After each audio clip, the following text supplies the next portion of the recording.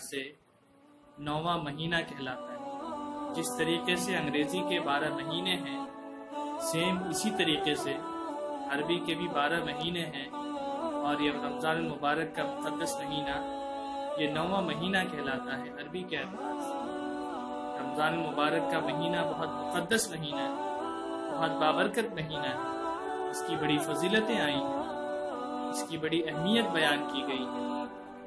رمضان اصل میں رمز سے مشتق ہے، رمز سے مشتق ہے۔ رمز کے معنی آتے ہیں جلانا، سڑانا، اور رمضان کو رمضان اسی بنیاد پر کہا جاتا ہے کہ رمضان میں اللہ سبحانہ و تعالی مسلمانوں کے تمام گناہوں کو جلا دیتے ہیں، ختم کر دیتے ہیں۔ اسی وجہ سے رمضان المبارک کے مقدس مہینے کو رمضان سے تعبیر کیا گیا ہے، رمضان کہا گیا ہے۔ بہت عظمتوں والا مہینہ ہے، بہت برکتوں والا مہینہ ہے، بہت عظیم الشان مہینہ ہے۔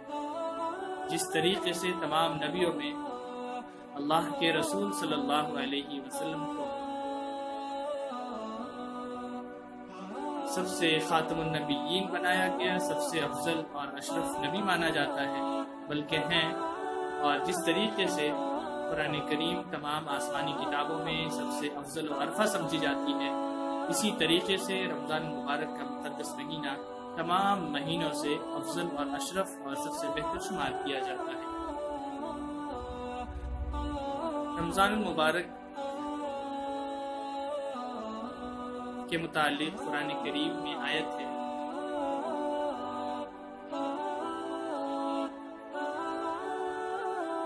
شہر رمضان الذی انزل فیہ القرآن، شہر رمضان الذی انزل فیہ القرآن ھدی للناس وبینات من الہدی والفرقان، کہ رمضان المبارک کا مقدس مہینہ وہ مہینہ ہے کہ جس میں قرآن کریم نازل کیا گیا، قرآن کریم اتارا گیا۔ قرآن کریم کے نازل کرنے کے 2 طریقے ہیں، 2 طریقوں سے قرآن کریم اتارا گیا، 2 طریقوں سے قرآن کریم نازل کیا گیا۔ سب سے پہلا طریقہ یک بارگی قرآن کریم اترا، لوح محفوظ سے پہلے آسمان تک قرآن کریم یک بارگی نازل ہوا، ایک ہی مرتبہ میں نازل ہوا، اور وہ شب قدر میں نازل ہوا، جس کو اللہ رب العزت نے قرآن کریم کی اس آیت کے تحت بیان کیا ہے، اِنَّا أَنزَلْنَاهُ فِي لَيْلَةِ الْقَدْرِ، کہ بے شک ہم نے اس قرآن کریم کو شب قدر میں اتارا ہے، قدر کی رات میں نازل کیا ہے، قدر کی رات میں اتارا ہے، بہت مبارک رات میں اس قرآن کریم کو ہم نے نازل فرمایا ہے۔ یہ یک بارگی قرآن کریم اترا ہے۔ عربی کے 2 لفظ ہیں انزلنا اور نزلنا۔ انزلنا کے معنی آتے ہیں یک بارگی کسی چیز کو اتارنا، یک بارگی کسی چیز کو نازل کرنا، اور نزلنا کے معنی آتے ہیں آہستہ آہستہ، تدریجاً، تھوڑا تھوڑا کسی چیز کو اتارنا۔ قرآن کریم دونوں طریقوں سے نازل ہوا ہے، اسی وجہ سے کہیں انزلنا کے الفاظ ہیں اور کہیں نزلنا کے الفاظ ہیں۔ پہلا طریقہ یہ ہے کہ لوح محفوظ سے پہلے آسمان پر یک بارگی قرآن کریم اترا، اور دوسرا طریقہ یہ ہے کہ پہلے آسمان سے آپ صلی اللہ علیہ وسلم کے قلب مبارک پر آہستہ آہستہ جیسی ضرورت پڑتی رہی ویسے قرآن کریم اترتا رہا۔ 23 سال کی مکمل مدت میں قرآن کریم اترا، جیسی جیسی ضرورت پڑتی رہی، موقع موقع کے حساب سے قرآن کریم کو نازل ہو گیا۔ اسی کو اللہ رب العزت نے دوسری آیات میں ارشاد فرمایا ہے، نحن نزلنا ذکر وإنا له لحافظون، کہ ہم نے قرآن کریم کو آہستہ آہستہ تدریجاً تھوڑا تھوڑا کر کے اتارا، اور ہم ہی اس قرآن کے محافظ ہیں، ہم ہی اس قرآن کی حفاظت کرنے والے ہیں۔ تو معلوم یہ ہوا کہ قرآن کے اتارنے کے 2 طریقے ہیں، آہستہ آہستہ بھی قرآن اترا ہے، اور یک بارگی بھی قرآن کریم شب قدر میں اترا ہے۔ شہر رمضان الذی انزل فیہ القرآن، رمضان کا مہینہ وہ مہینہ ہے کہ جس میں قرآن کریم نازل کیا گیا۔ ھدی للناس، یہ قرآن کریم تمام لوگوں کے لیے ہدایت کی کتاب ہے۔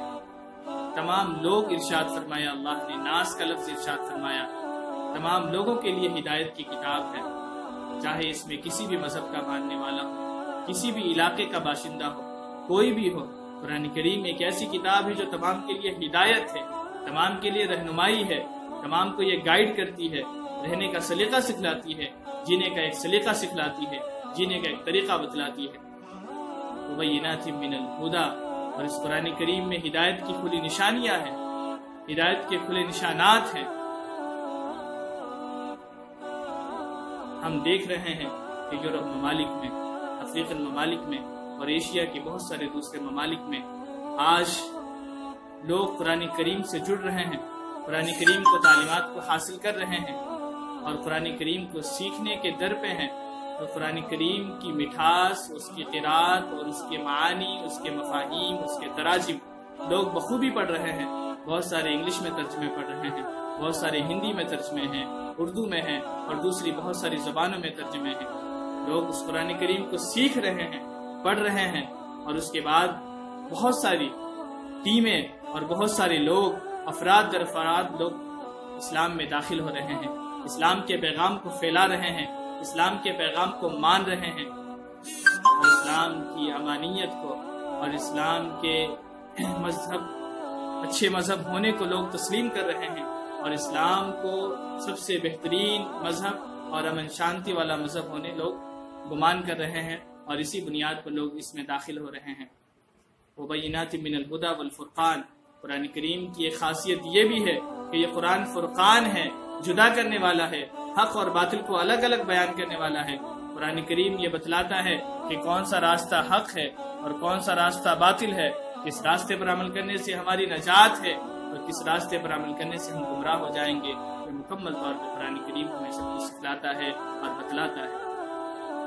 اور دوسری آیت ہے کہ جس میں اللہ رب العزت نے ارشاد فرمایا، یا ایھا الذین آمنوا کتب علیکم الصیام کما کتب علی الذین من قبلکم لعلکم تتقون، کہ اے ایمان والو، تم پر روزے فرض کیے گئے ہیں جیسے کہ تم سے پہلی امتوں پر روزے فرض کیے گئے تھے، لعلکم تتقون، تاکہ تم متقی بن جاؤ، تاکہ تم پرہیزگار بن جاؤ، تاکہ تم اللہ کے قریب ہو جاؤ، تاکہ تم اللہ کے اوامر پر عمل کرو اور اللہ کے نواہی سے بچو۔ اللہ نے جن کاموں کے کرنے کا حکم دیا ہے، نبی کریم صلی اللہ علیہ وسلم کی جو تعلیمات ہیں اس پر مکمل طور پہ عمل پیرا ہو جاؤ، یہ اللہ رب العزت کا فرمان ہے۔ اور رمضان مبارک کے متعلق ایک حدیث شریف میں ارشاد فرمایا، حضرت ابو ہریرہ رضی اللہ تعالیٰ عنہ سے مروی ہے کہ آپ صلی اللہ علیہ وسلم نے ارشاد فرمایا کہ رمضان مبارک میں جنت کے دروازے کھول دیے جاتے ہیں، جہنم کے دروازے بند کر دیے جاتے ہیں اور شیطان کو بیڑیاں ڈال دی جاتی ہیں، قید کر دیا جاتا ہے، بند کر دیا جاتا ہے۔ جنت کے دروازوں کا کھول دیا جانا، جہنم کے دروازوں کا بند کر دیا جانا اور شیطان کو بیڑیاں ڈالنا، یہ اس بات کی علامت ہے کہ اللہ رب العزت کی رحمت جوش میں آتی ہے۔ اللہ رب العزت کی رحمت بڑے جوش میں آتی ہے کہ جس کی بنیاد پر جنت کے دروازے کھول دیے جاتے ہیں اور جہنم کے دروازے بند کر دیے جاتے ہیں اور شیطان کو قید کر دیا جاتا ہے۔ روزہ دار کو شیطان بہکانے پھسلانے کے مواقع بہت کم ملتے ہیں، شیطان روزہ دار کو بہت کم بہکا پھسلا سکتا ہے۔ یہ ہے رمضان مبارک کی مقدس باتیں اور رمضان مبارک کی برکتیں کہ جس کی بنیاد پر اللہ رب العزت کی رحمتیں بڑی جوش میں ہوتی ہیں۔ رمضان مبارک کی 1 تاریخ کو جنت کے دروازے کھول دیے جاتے ہیں۔ رمضان مبارک کی 3 تاریخ کو حضرت ابراہیم علیہ السلام کو صحیفے دیے گئے اور رمضان مبارک کی 6 تاریخ کو حضرت موسیٰ علیہ السلام کو تورات دی گئی اور رمضان مبارک میں ہی حضرت داؤد علیہ السلام کو زبور عطا کیا گیا اور رمضان مبارک کے مقدس مہینے میں ہی جہاد فرض ہوا اور رمضان مبارک کے مقدس مہینے میں ہی قرآن کریم نازل ہوا اور رمضان کے بابرکت مہینے میں حضرت عائشہ رضی اللہ تعالی عنہ کا انتقال ہوا اور رمضان مبارک سے بہت سارے واقعات متعلق ہیں، بہت ساری قصے متعلق ہیں۔ اور ایک حدیث میں حضرت ابو ہریرہ رضی اللہ تعالیٰ عنہ سے مروی ہے کہ آپ صلی اللہ علیہ وسلم نے ارشاد فرمایا،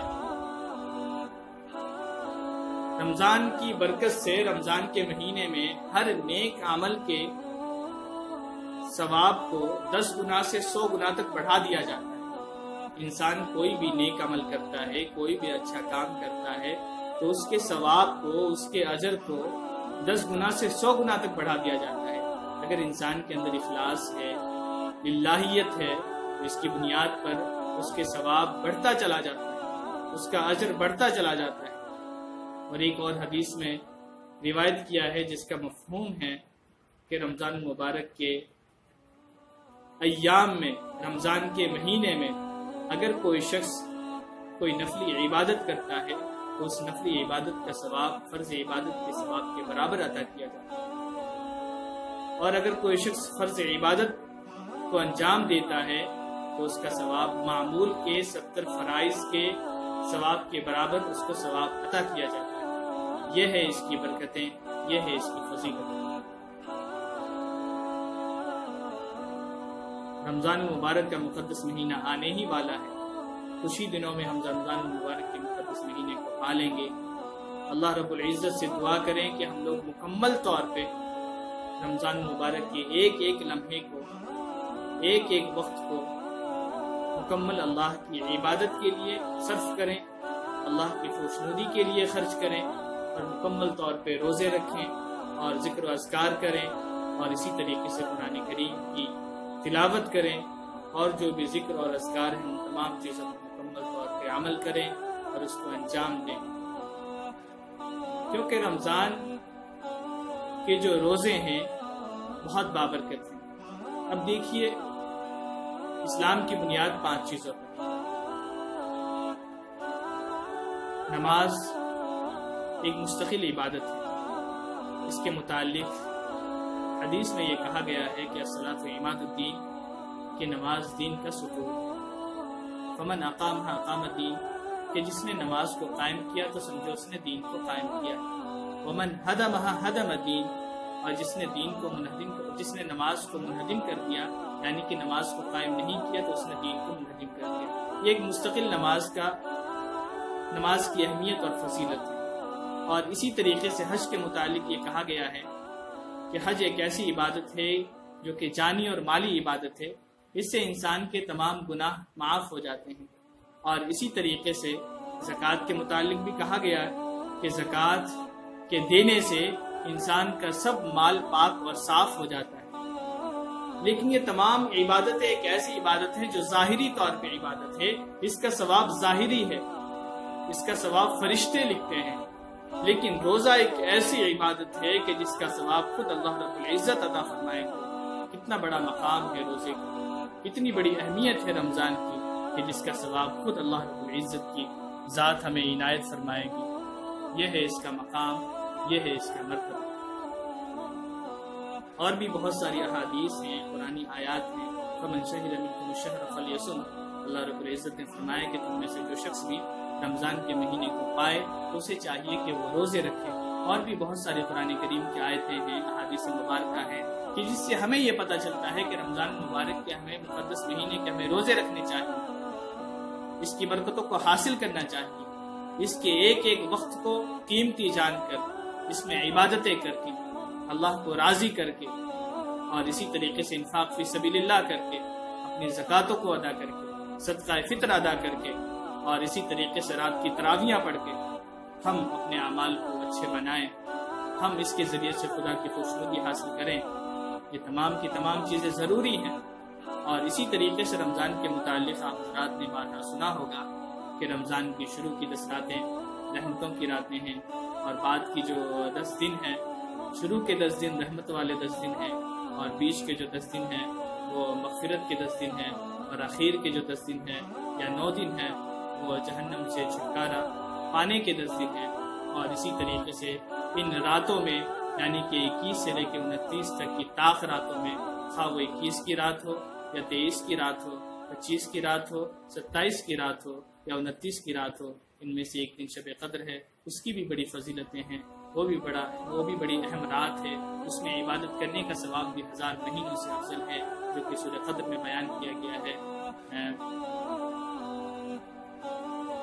انا انزلناه في ليلة القدر وما ادراك ما ليلة القدر ليلة القدر خير من 1000 شهر، کہ شب قدر وہ رات ہے کہ جو 1000 مہینوں سے افضل ہے، یعنی کہ اس میں عبادت کرنا 1000 مہینوں میں عبادت کرنے سے زیادہ بہتر ہے، زیادہ افضل ہے۔